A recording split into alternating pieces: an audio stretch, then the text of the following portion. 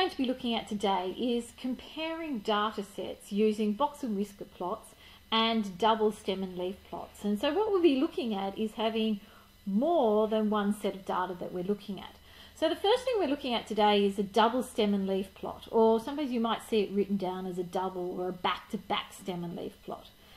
And what we're looking at in our first example here is we're looking at comparing the amount of money being spent by a group of girls and boys that visited the Easter show one year.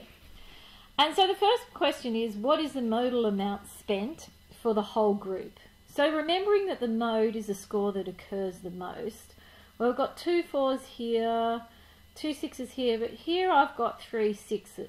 Now this is on the boys' side, and remember this is your stem, and this is your tens column, and these are your units. So the mode for the whole group is $46. And it says, what is the mean amount to the nearest dollar spent by the boys? So to work out the mean amount for the boys, what you're going to have to do is you're going to have to add up all of the scores. Remembering the first score is 11, and then the next score is 1 and 2, which is 12, and 20, and 23, and so on.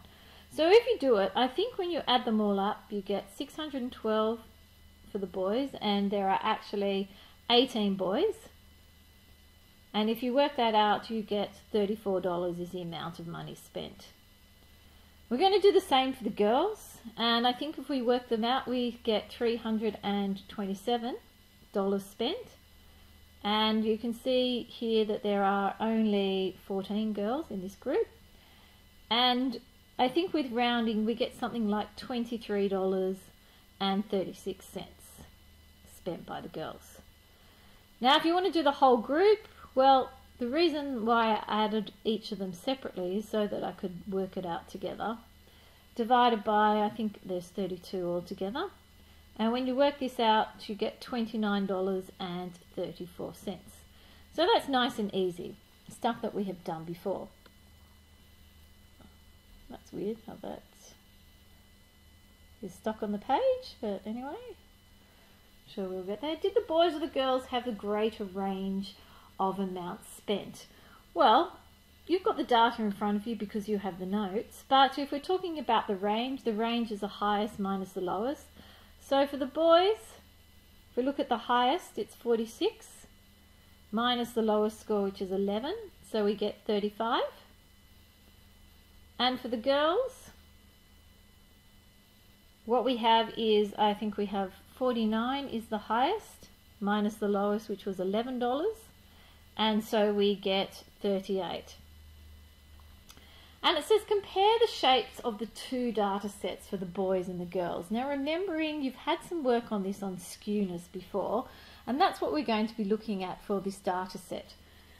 Now if we think about this, what I like to do is I like to just kind of draw my curve over the top so I can kind of see what's going on. Now because this is backwards, the boys one is backwards in a stem and leaf plot, if I kind of just put my numbers, my stem part, which is 1, 2, 3, 4, and look at my girls kind of goes a peak very early and then tapering off. So we can see that this is positively skewed because of this big tail. That's our positive skew. And if we think about the boys, looking at what happens with the boys have a longer tail at the beginning here, on the beginning of the first bit of marks. Here is a longer tail. So they have their longer tail and then peak up here. So they have a negative skew.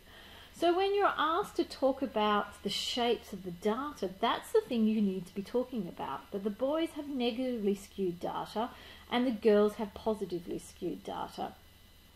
And what does that mean? Well, that means that overall the girls actually spent less because their data is skewed about here. And you can see for the mean,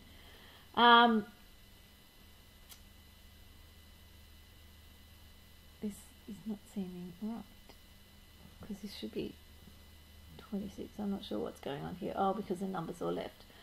So what I'm trying to say is blah, blah, blah, blah, blah, blah, blah, blah. So what you've got here is you can see that the boys have spent more money. not only did the mean show that the boys spent more money, but my skewness shows that the data is more skewed up here. So probably the boys went on more of those really expensive rides at the Easter show. And the girls spent less money. Their peak is over here. So on average, when you're answering the last questions, did boys or girls spend more, and justify your answer, that's another way of doing this. Okay, so that's the first part done. Now, box and whisker plots. Well, we've done this before, but I just wanted to remind you, because I can't remind you enough, remembering that each part of the score represents 25%. So that's 25%, here is 25%, here is 25%, and here is 25%. Okay, so when we now get to the next part, we've got two sets of data for two different people, and what we need to do is we need to be able to find the 5-number summary and draw the box and whisker plots.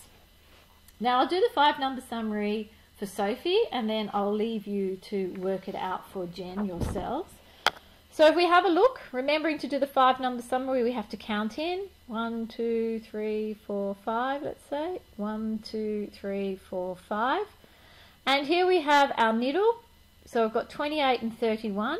So this is my Q2, or my median. So it's going to be 28 and 31, add 31, divide by 2, and you get 29.5 being the middle. Now, my middle is here, actually in the middle. So now to find the other data set, let's find Q3, let's count in 2. And you can see it's between 32 and 32. So my Q3 must be 32 plus 32 divided by 2, which is simply 32. No surprises there. So now we need to find Q1. Let's count in 1, 2, and 1, 2. And here it is, between 26 and 27. So you could add them up, or you could just work it out, but that obviously has to be 26, I should say, and a half. And that is my Q1. Now my 5-number summary, for those of you that forget, is your lowest score, the lowest mark. So in this case, lowest score or mark or whatever you want to call it is 24. Then we do our Q1, which is 26.5. Then we do our Q2, which is 29.5. And then we do our Q3, which is 32. And then my 5th score is the highest score, which in this case is 35. And there you have your 5-number summary. Now, I'm going to just give you the answers. I'd prefer you to just try it yourselves, but I'm going to pause the video, give you the answers, and then we'll continue on. So you can see what I've done now is I have worked out my 5-number summary for Jen for the next set of data. And now what I really need to do is I need to be able to draw 2 box and whisker plots on the same axis. So all the information I have is now in my 5-number summary, and I don't need anything else in order to complete this. So if I think about it, my lowest score is 15 and my highest score is 45.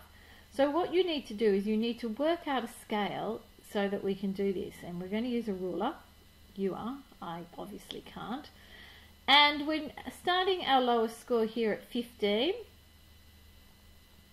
And our highest score is 45.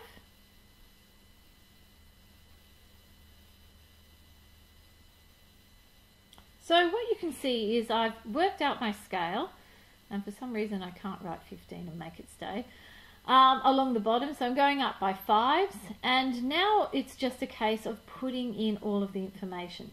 So if I look at Sophie's score first, I've got 24 is my lowest score, so that is the lowest mark here. The highest score we've got for her is 35. And then my Q2 is 26 and a half, which is here. I should probably just draw these in as lines. Q2 is 29 and a half, so that would be here. Q3 was 32, wasn't it? 32.